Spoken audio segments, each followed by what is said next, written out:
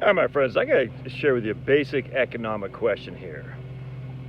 This might be externalities or even tragedy of the commons. I'm not exactly sure what you call this. Probably externalities.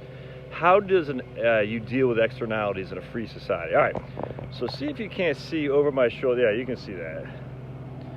See that smoke? Let me see if we can't get closer. You can't smell it. I can smell it. But I want you to see the smoke that's coming from this guy's burning his leaves. All right. Let's see if you can't see that.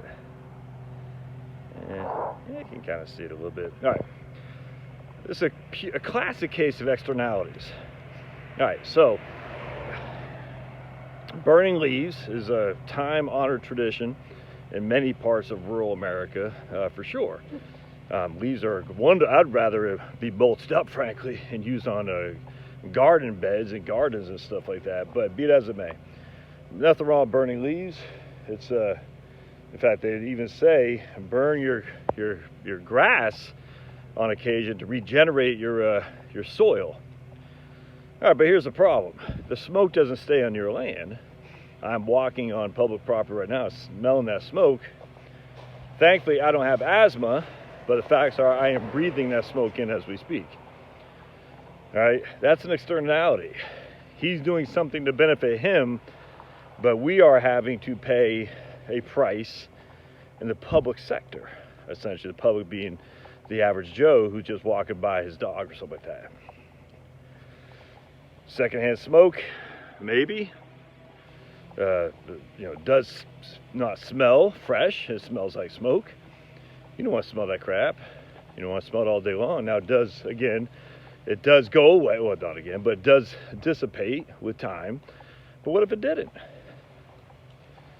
What if the smoke kept going on? He kept burning leaves because he got, look at all these leaves right here. Tons and tons of leaves. What if he burned for 3 straight days? Would that be too much? Well, if that's too much, why is 6 hours not too much? Why is 1 hour not too much?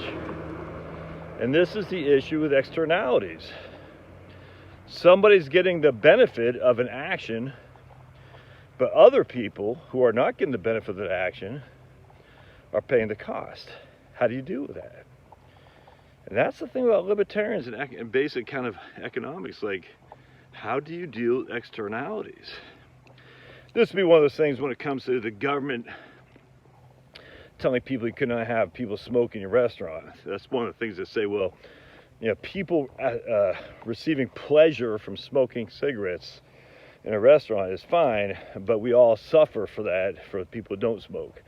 Well, the problem with that is that the restaurant is supposedly a privately held entity, and so they can choose what happens in there as long as nothing is blatantly illegal happening, slave trade, child freaking prostitution, all that stuff. So the government really should not be dictating anything like that. If the government wants this, I don't like the OSHA, I certainly don't like the health inspector coming in stupid, but be it as it may. But the ultimate, the externality is that you're volunteering to take that externality by going into a private place of business. Here, I'm walking my dog on public lands for which I pay taxes for, you pay taxes for, to be, we'll just say, assaulted by a level of smoke that I don't want to breathe in. Well, I mean, even if I don't have asthma, it's not good for I don't want to breathe it. It's bad. Makes me cough, maybe not. But it's a net negative to me. But I get none of the benefits at all. And so I take all the negatives, and some other guy gets the benefits. Now, he gets the benefits on the private use of his land, and I get the negatives on the public use of the land that we all share together because of what he's doing. It's very interesting. And there's really no good libertarian solution outside the courts. And this is the funny thing about libertarians. And I'm not saying it's right or wrong. The libertarian solution would be to file lawsuits, to get the courts engaged, to have more lawyers. And that's a tough one, man. Do you really want more lawyers in your life? Just go back to this episode with Lionel Hutz, when he goes, we need more lawyers. imagine a world without lawyers, and they show all these people like dancing, and I'd like to teach the world to sing, and Lionel Hutz says, ugh, it's funny, bad. I love Lionel Hutz. I love The Simpsons till they went full SJW. But anyway, so the issue that we have as libertarians, like, how do you deal with externalities? Just sue everybody who's violating your right to take your dog for a walk without being assaulted by smoke? Well, that doesn't sound good. You just deal with it? Well, I mean, again, what is the constraints on finally where you have to drop a lawsuit? I mean, see what I'm saying? And there's really no good answer to that that I've been aware of. And trust me, I've been studying libertarian economics for a long time. And it's always about, well, you sue. And I've always found it odd that the libertarian excuse or the way to police up bad behavior is to get the courts and the law involved. That just always seemed to me somewhat, there's got to be a better way. And I don't know what that better way would be. I'd be love to hear your comments on that. Because this is an issue that you got to contend with. I mean, the facts are, you got nuclear power. Let's just use that for example. The externality is, well, we all benefit from it, but the spent, well, uranium's got to go someplace. And it's good, you know, and we all think NIMBY. So we sue. Do we really want lawsuits all the time? I don't think so. I think at some point we say, but just going back to what I was just talking about, the smoke. 3 hours of breathing that crap?